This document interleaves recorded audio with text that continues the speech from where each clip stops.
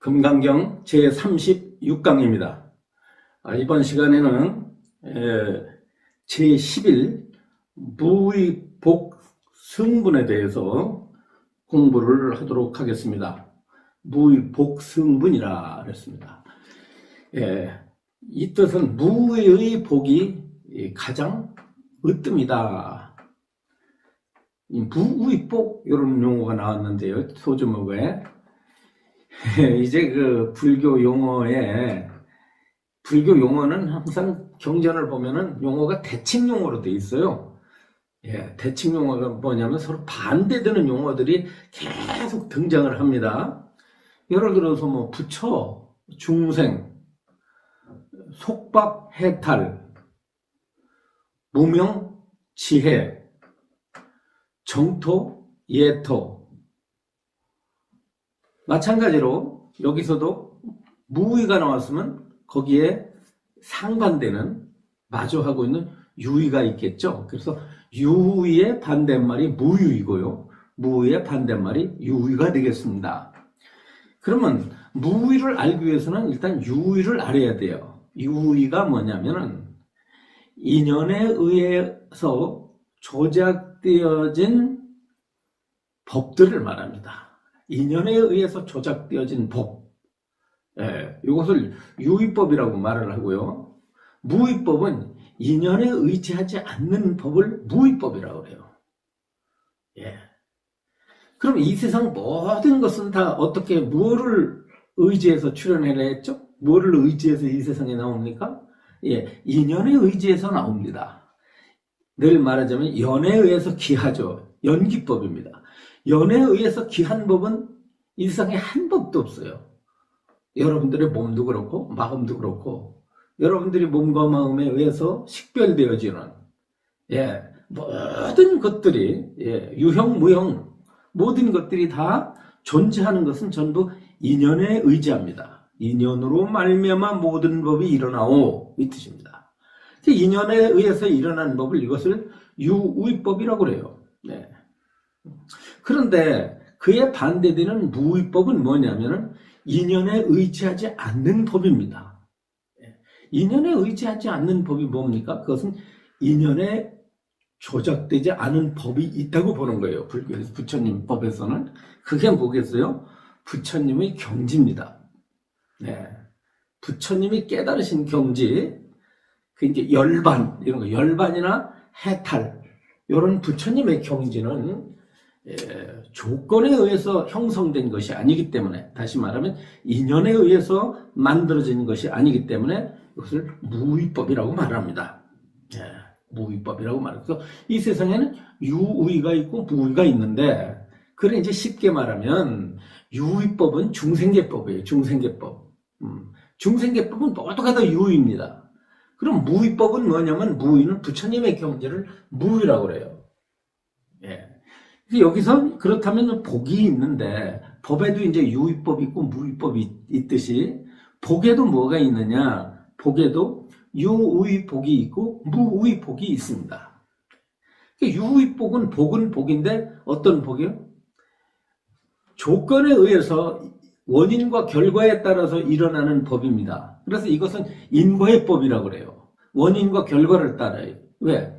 내가 복을 짓는 행위를 하면은 복을 진 업으로 인해서 뭐가 나? 복이 그 결과가 옵니다.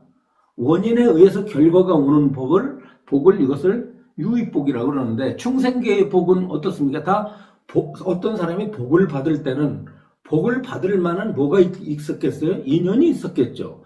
자기 자신이 뭐 복을 지어가지고 받든지 아니면 복 많은 사람하고 만나가지고 더불어서 그 사람의 어떤 그 영향을 받아 그 사람의 혜택을 받아가지고 복을 받든지 그러지 않습니까?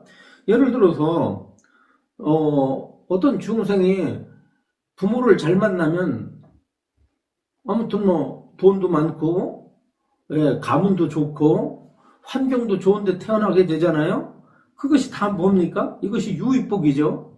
부모 잘 만나가지고 누리는 복, 이런 것이 유의복이고, 또 내가 열심히 가진 게 없었는데 내가 열심히 일을 하고 내가 성실하게 삶을 살아서 내가 누리는 복이 있죠. 그것도 유의복입니다. 그러니까 이런 복이라고 하는 것은 항상 뭐가 있냐면 어떤 조건에 의지해서 일어나는데, 이 복의 특징은 조건이 다 하면은, 인연이 다 하면은 다 사라져버려. 마치 내가 은행에다 예금을 한 만큼, 또 이자는 좀 붙겠지만 한 만큼 찾아먹지, 내가 은행에 예금도 하지 않았는데 은행에서 돈 줄리 만무하듯이요. 네, 인연에 의해서 만들어진 복은 인연이 다 하면 사라집니다. 그래서 한계가 있기 때문에, 예, 조건으로 말미암아 조건에 의지해서 일어나는 복이면서 동시에 영원성이 없어요. 언젠가는 그 복이 다 하고 맙니다. 어떤 사람이 만약 복이 한량이 없어가지고 많은 그 즐거움을 누린다 할지라도 그것은 끝이 있잖아요.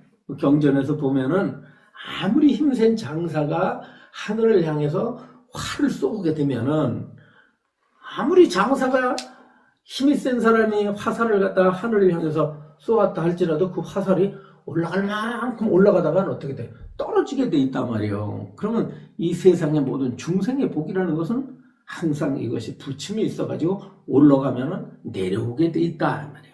태어나면 죽게 돼 있고, 부자는 언젠가는 망하게 돼 있고, 벼슬아치도 언젠가는 그 벼슬을 다 해가지고 낙향하게 되고, 예. 그 세상에 영원한 건 아무것도 없어. 다 변하게 마련이에요. 그래서 유의의 세계는 변화하는 세계입니다. 무상의 세계예요. 재행무상 그러지 않습니까? 부처님법에서 세상이 무상하다는 것은 무슨 뜻이에요? 고정되지 못하고 언젠가는 다 변해서 영원하지 못한다, 이런 뜻입니다. 그에 반해서 무위복은 생멸이 없는 복이고 조건에 의지하지 않은 복이다. 이 복은 한 번 얻기만 하면 어떻다? 없어지지 않는다 이 말이에요. 그것이 부처님의 깨달음과 부처님이 실현하신 열반과 해탈이다.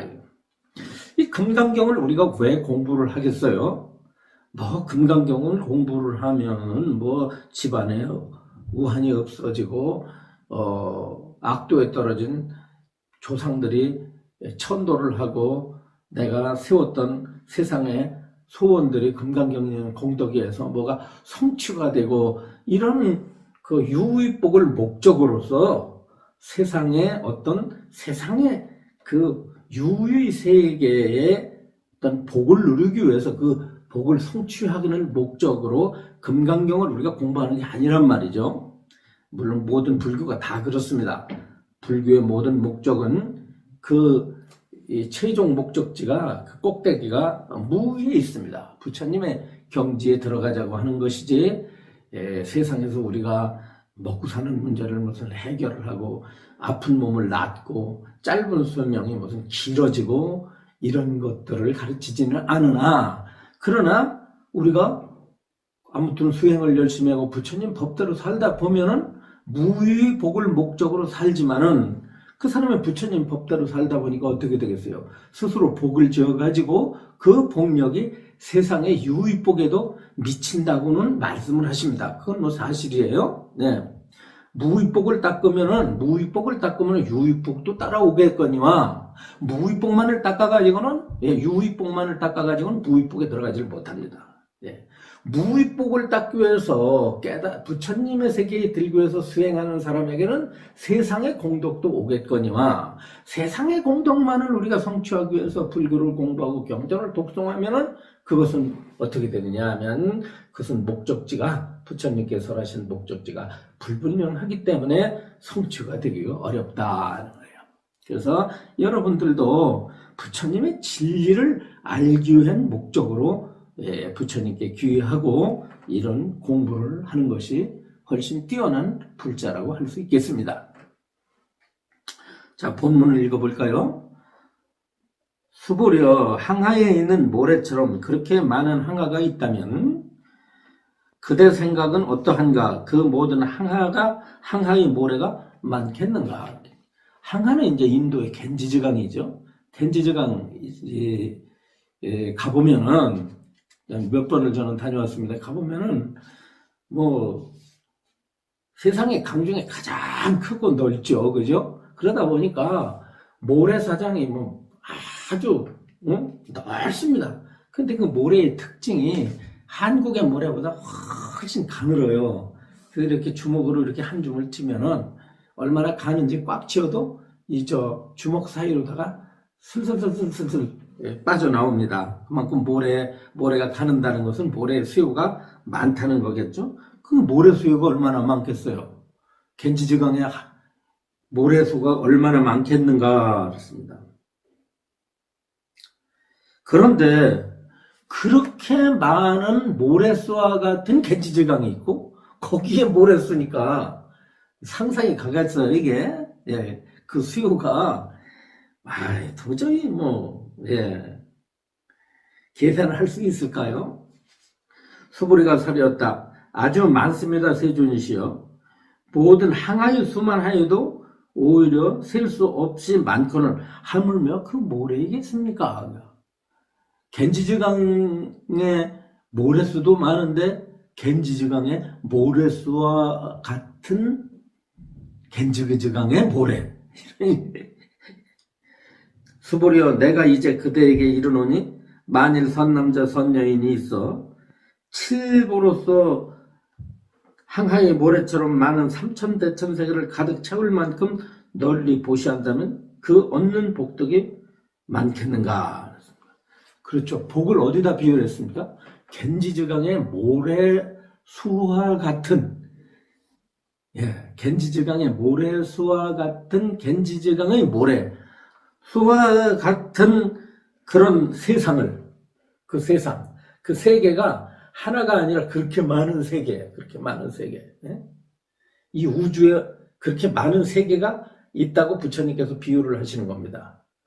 불교에서는요, 다른 종교처럼 이런 이 인간이 살아가는 세계가 이 지구뿐이라고 말하지 않지 않습니까? 기독교 같은 경우는 이 지구 중심의 교법이에요. 기독교는 지구 중심의 가르침이지 지구를 벗어난 얘기는 한마디도 설하지 않습니다. 그래서 기독교에도 보면 하늘에서 하나님이 이루신 것처럼 땅에서도 그 역사가 이루어지기를 기도하잖아요. 기독교인들이. 그러니까 하늘의 세계를 이 지상에서 성취하는 것을 그게 바로 기독교 역사의 완성이라고 보고 있습니다. 근데 불교에서는 어떻게 부처님께서 말씀하시냐면 이 사바세계는 인간들이 살아가는 이 지구는 그 수많은 헤아릴 수 없이 많은 우주의 세계 가운데 그 하나예요. 조그만 하나예요. 그래서 불경에 보면은 이 태양도 엄청이 많답니다.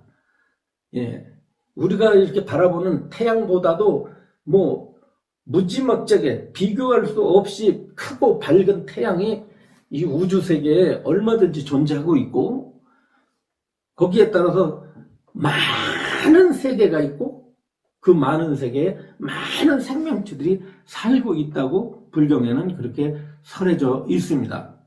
요즘에야 비로소 이제 어떻습니까? 지구권 말고 우리가 사는 은하계에 지구와 똑같은 환경이 있고 거기에 생명체들이 있을 거라고 하는 그런 이제 확신을 갖기 시작을 했죠. 그리고 이제 생명체들이 이제 달이라든가 화성 같은 데서도 우리 같은 사람의 형상은 아니지만 아무튼 그 물이 흐르는 흔적이 있고 그래서 그 달이나 이 화성 같은 것을 깊게 몇백 미터 이렇게 뚫고 들어가면 물이 있다는 겁니다. 물이 있는 곳은 반드시 어떠냐면 그 생명체가 존재한다는 거예요. 그래서 이런 이 현재 과학에 들어와 가지고서는 지구 중심의 어떤 그런 우주관 또 인간 중심의 지구 중심의 생명관이 이제 해체가 되고 좀 더 넓게 세상을 보면서 과연 그 안에서 이 생명체들이 어떻게 존재하고 어떻게 살아가느냐라고 하는 것에 많은 관심들을 기울이고 있습니다. 아마 세월이 발전이 되면은 그런 인간 외에 우리 지구상에 있는 모든 생명군 외에 아마 다른 생명체들이 앞으로 많이 발견이 될 거라고 생각을 하는데요. 부처님께서는 이 금강경 말고도 많은 경전에서 타방국토 얘기를 무척 많이 하고 계십니다. 이 법화경 같은 데서는 그런 세계에도 인간들이 살지 않는, 인간들이 아닌 다른 중생들의 세계에도 거기에도 불법이 있고 부처님이 계시다는 거예요. 예. 그래서 거기에도 부처님이 설법을 하고 계시다. 뭐 이런 가르침도 경전 곳곳에 눈에 띄고 있습니다. 아무튼 그러한 그 수많은 겐지즈강의 모래알수처럼 많은 겐지즈강의 모래알수와 같은 그런 세계가 있고 거기에 중생들이 있는데 거기에다 우리가 보물이라고 여기는 보배라고 여기는 수많은 이런 진귀한 것들 칠보들 그렇습니다. 만큼 보시했다 이가 삼천대를 가득 채울 만큼 널리 보시한다면 그 복이 많다고 하겠는가 그래요.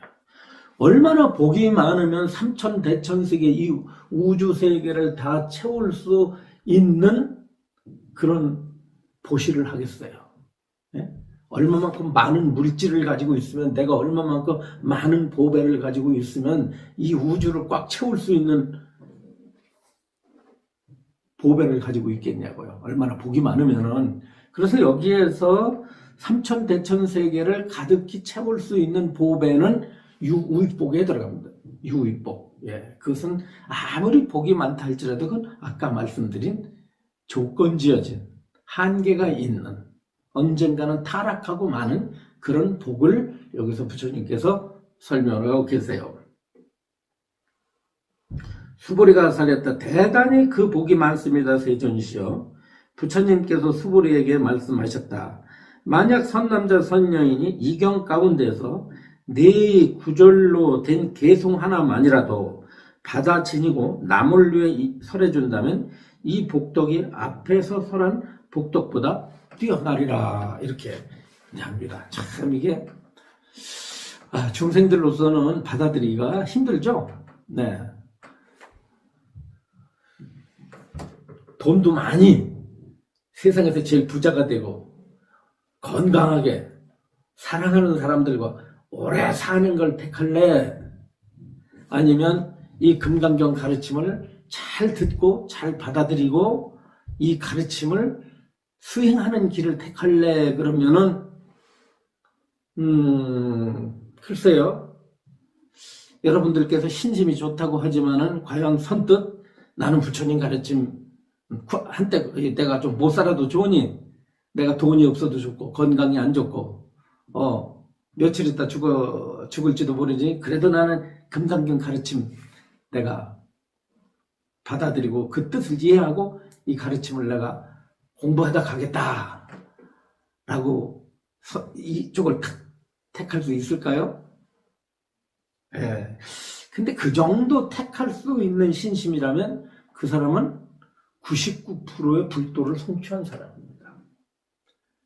그 사람의 마음은 비록 부처님처럼 완전한 깨달음을 얻지 못했다 할지라도 그 사람의 마음은 초월한 거 아닙니까?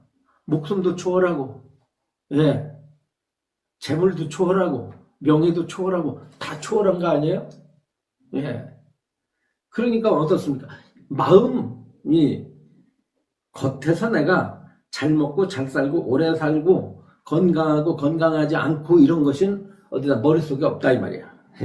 세상에 사랑이니 뭐고 이게 머릿속에 없고 오로지 어떠냐 내 금생에 정법을 만나서 부처의 진리를 깨닫는 것이 이것이 이 세상에 온 보람이고 이 세상에 온 목적이다 딱 정한 사람은 그걸 선택할 수 있겠죠.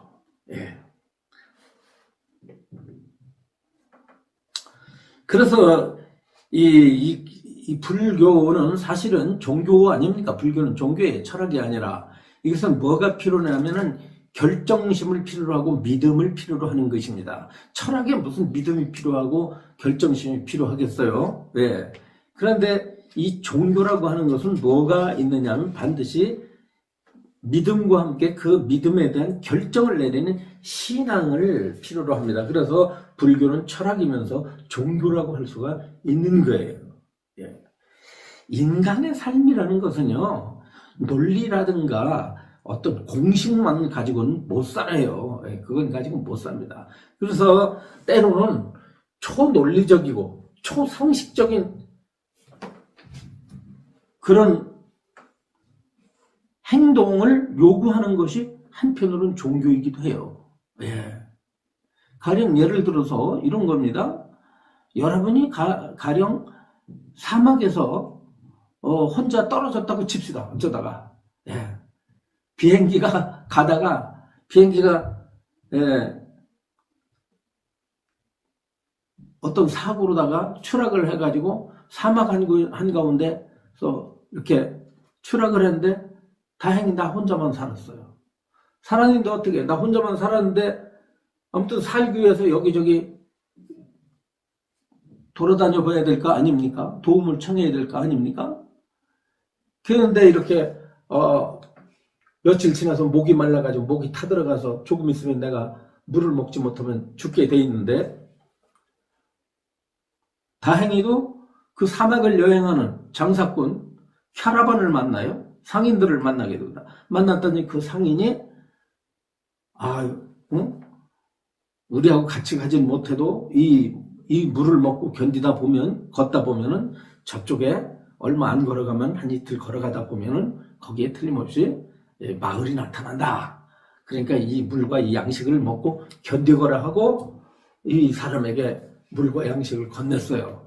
이 사람이 고마워가지고 그 물과 양식을 간직하고서 큰 희망을 안고 있는데 그 앞으로 누가 지나가냐면 부처님과 부처님 제자들이 지나가는 거예요.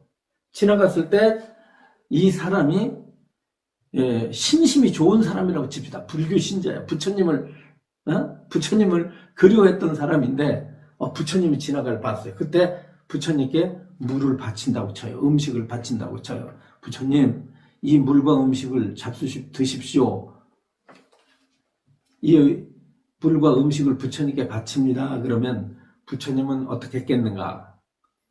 나는 괜찮으니, 나는 목도 마르지 않고 배도 고프지 않으니 그 물과 그 음식을 그대가 먹고 기운을 차려서 마을에까지 가서 생명을 구하도록 하라 하겠습니까? 아니면 부처님께서 잘했다고 기특하다고 칭찬하시면서 그 음식과 물을 받으시겠습니까?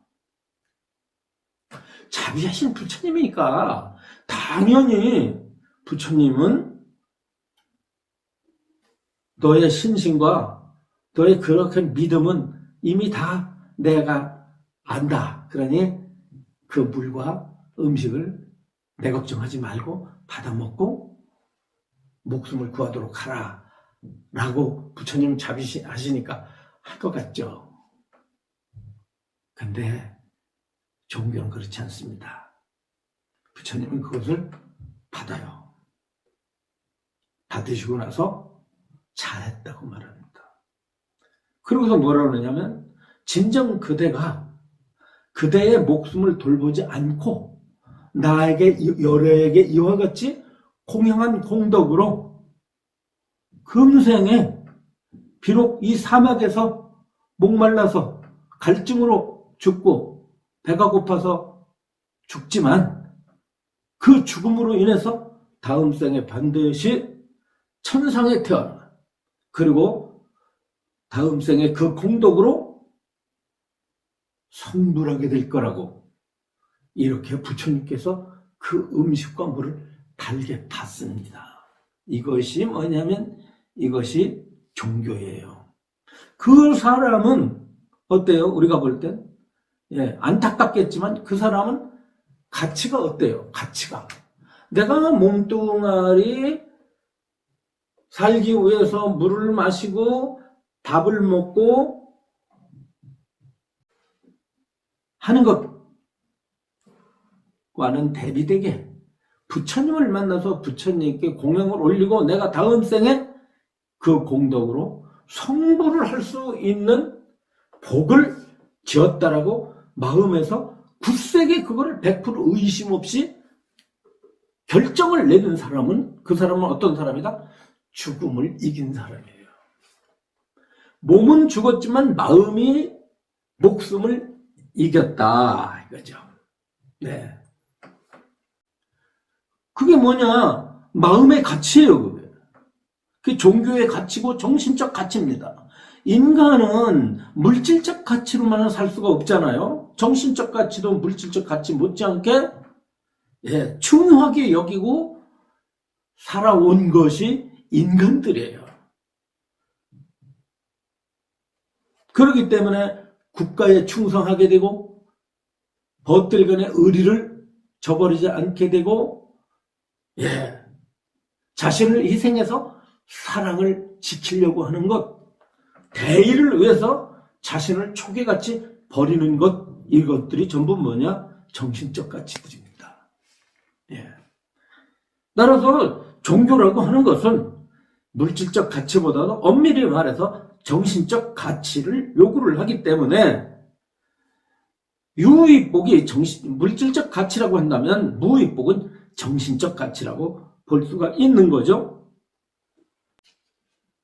법에서 볼 때, 부처님 가르침에서 볼 때는 물질적 가치는 정신적 가치를 이기지 못한다고 보는 것입니다. 만약 선남자 선녀인이 이 경 가운데서 내 글귀만이라도 받아진다 이 말이야. 받아지는 게 그냥 받아들이는 게 아니라 잘 이해하고 잘 터득해서 그 뜻을 충분히 알고 다른 사람을 위해서 설하고 전해준다고 한다면 그 사람은 어떤 사람이다? 삼천대천세계를 가득 채울 수 있는 그런 보배를 가진 사람보다 훨씬 뛰어난 복을 가진 사람이다. 이 경전은 전체를 읽는 공부가 있고, 그래서 부처님 앞에서 정좌를 하고 독경을 하지 않습니까? 여시야문일시불 제사오이고 이렇게 가잖아요. 이렇게 쭉 외우는 게 있고, 또 천수경 같은 것도 처음부터 정구업진원해서 뒤에 가가지고 나무상주 시방승 이렇게 정돈을 내지만, 그러나 불교를 수행할 때는 그 뜻에 요체가 되는 글귀들이 있어요. 요체가 되는 글귀. 그것이 뭐냐? 여기서 말씀드린 사구계입니다. 사구계. 일전에 제가 열의 실견분에서도 말씀을 드렸듯이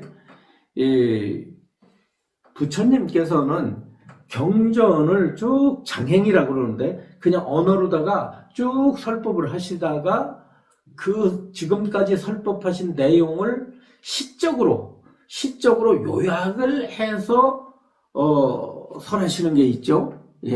그 개송입니다. 개송. 일종의 개송은 시 형식으로 설법을 하시는 걸 이걸 설이라고 그러는데 개송설법이라고 그러는데 이 개송설법을 네 길자로 된 것을 이것을 갖다 사구계라고 말합니다. 사구계는 경전마다 그 사구계들이 나타나요.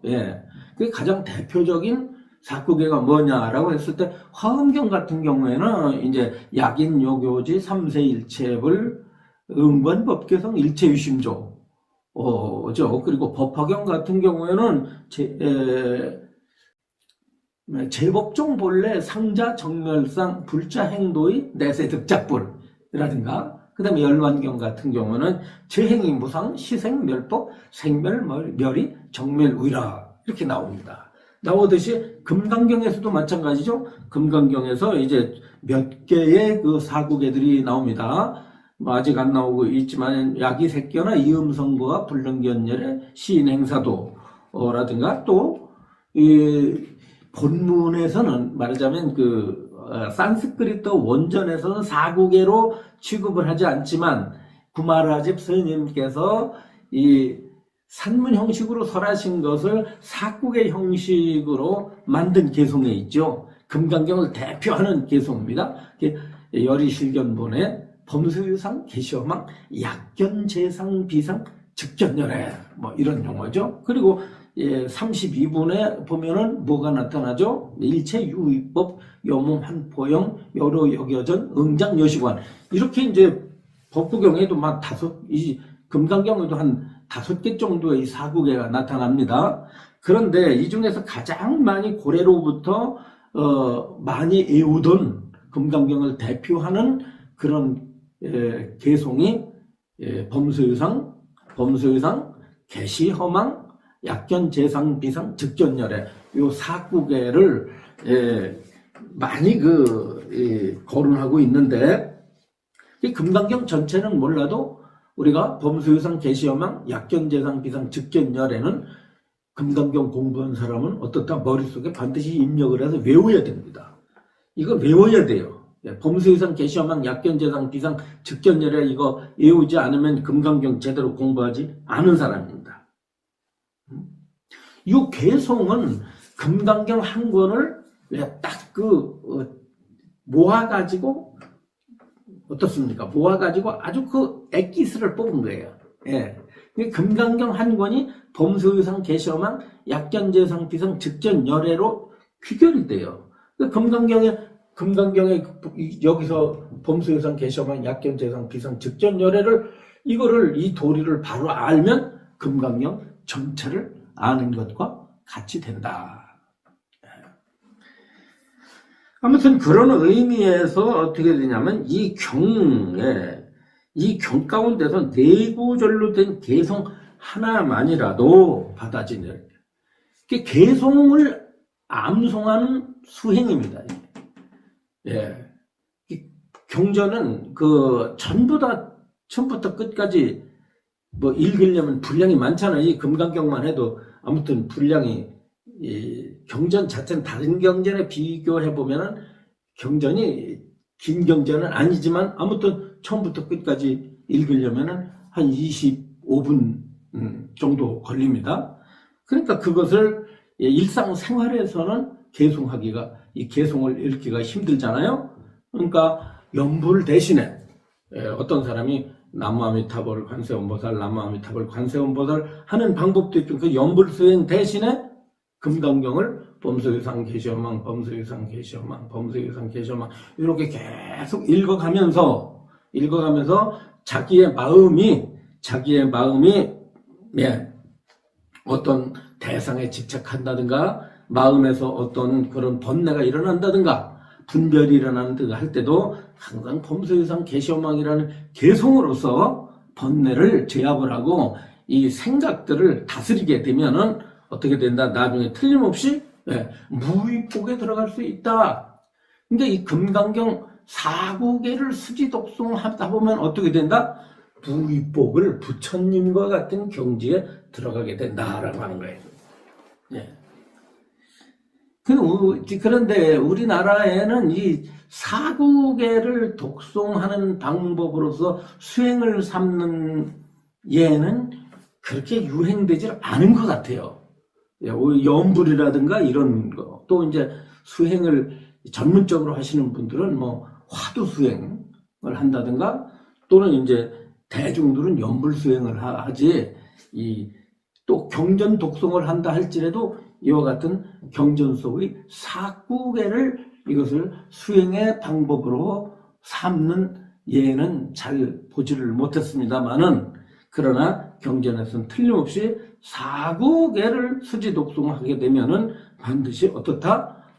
반드시 무위복을 성취할 수 있다라고 하는 이런 가르침을 설하고 있습니다.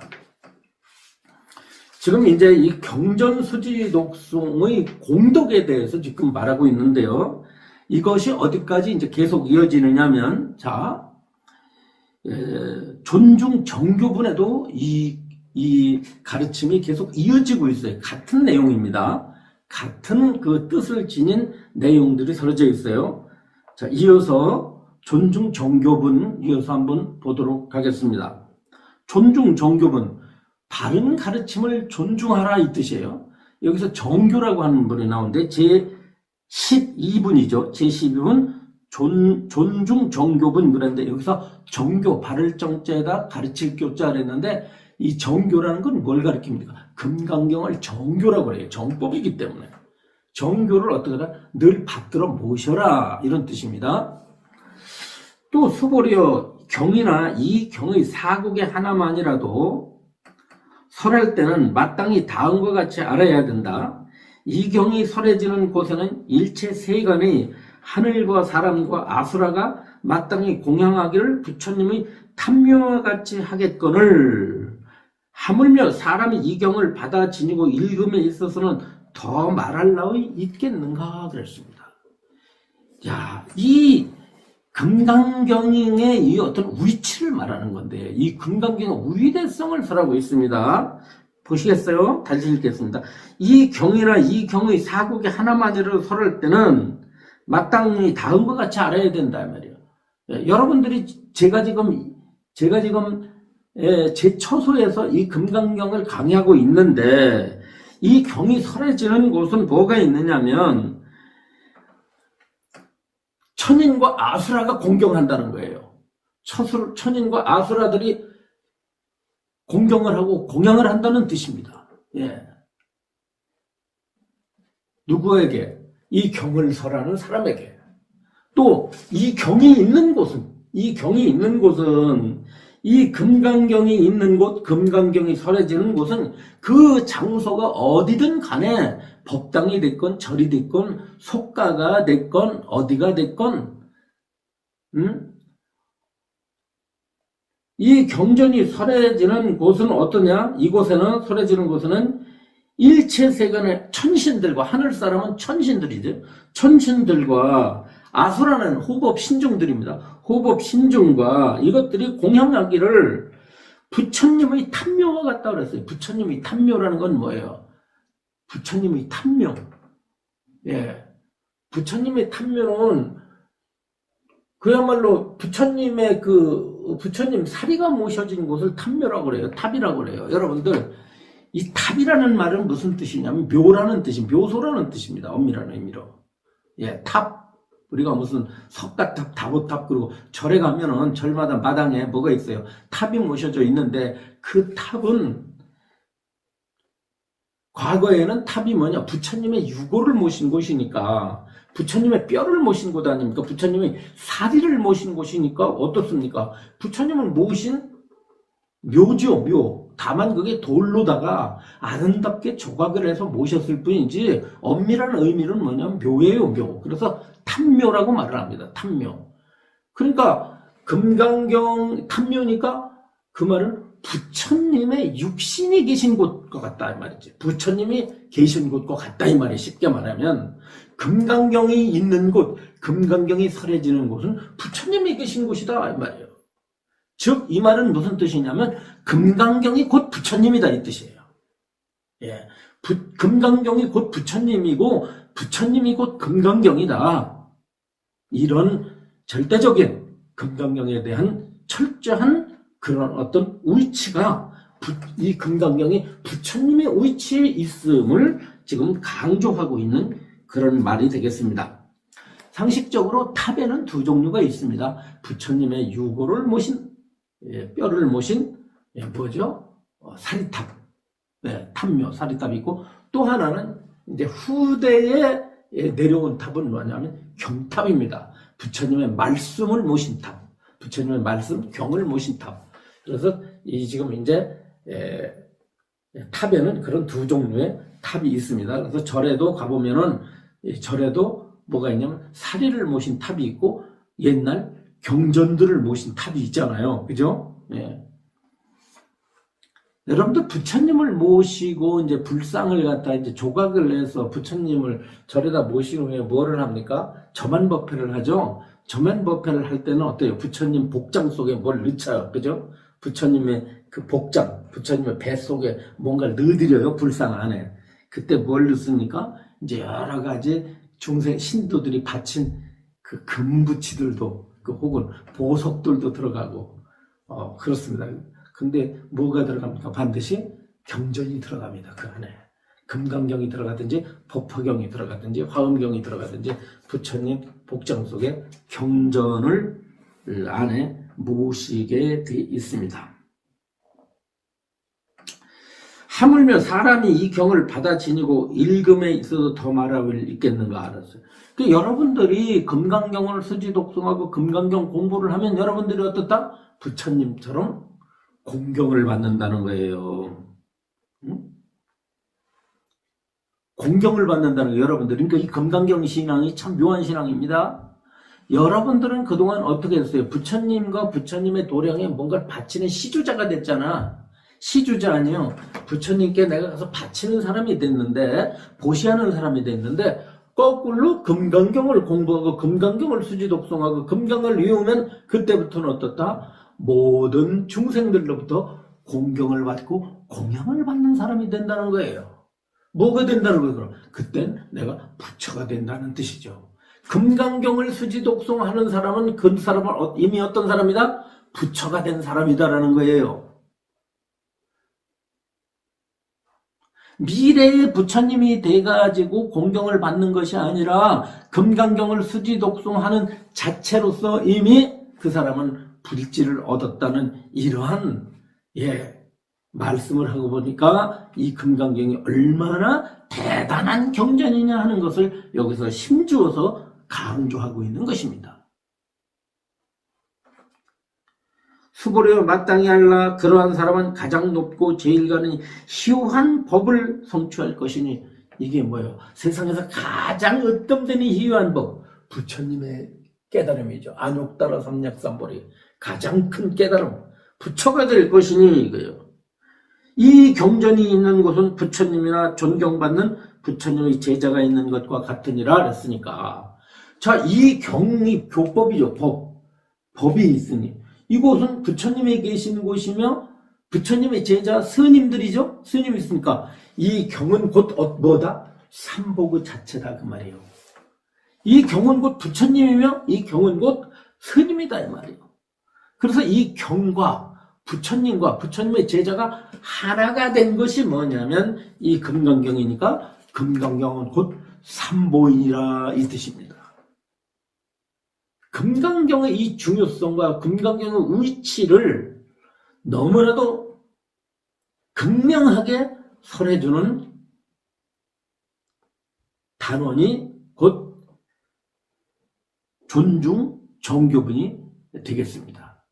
여러분들께서 아무튼 이 금강경을 늘 소중히 여기고 전체를 외우지 못해도 전체를 읽지 못해도 범수유상 계시어망 약전재상 비상 즉전열애라고 하는 요 짤막한 개송이라도 늘 입으로 외우는, 슬플 때나 기쁠 때나 괴로울 때나 즐거울 때나 언제 어디서나 이 경을 외운다면 여러분들에게 틀림없는 과보가 있을 거라고 확신을 하면서 법문을 마치도록 하겠습니다.